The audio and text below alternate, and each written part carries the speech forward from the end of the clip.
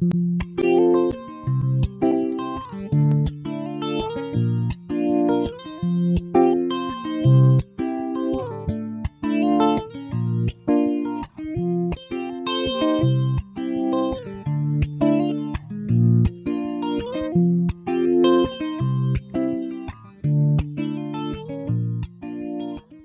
vind het mooiste beroep wat er is.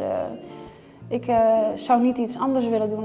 Vanaf kinds af aan wilde ik al kunstenaar zijn. Het idee dat je helemaal vrij kan zijn om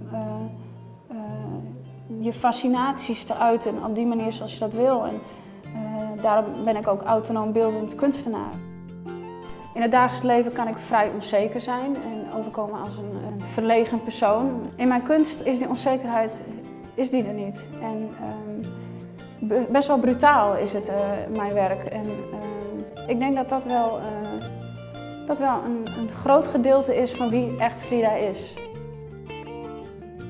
Ik kaart vrij zware en beladen onderwerpen aan op een manier van tekenen wat vrij luchtig en simplistisch lijkt.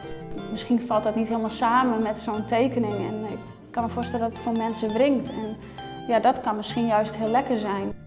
En samen met teksten die misschien niet helemaal lijken te werken met het beeld, kan dat een heel gek effect creëren.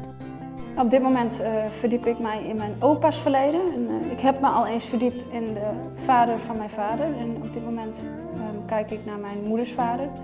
Hij was vrij hard en hij pakte de kinderen heel hard aan. En, voor mij is dat heel onwerkelijk om dat te bedenken, want die man die ik zag in zijn laatste dagen, die was niet zo.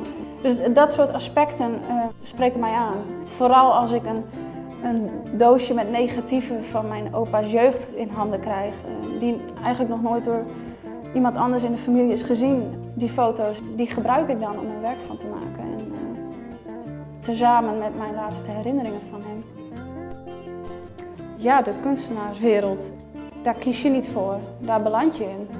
Ik denk dat voor veel mensen, en ook misschien wel voor vele van mijn familieleden, het een wereld is die heel ver weg lijkt. Ik vind het fantastisch om die vrijheid te ervaren en op die manier te maken waar ik van hou. En, ja, dat is het mooiste wat er is.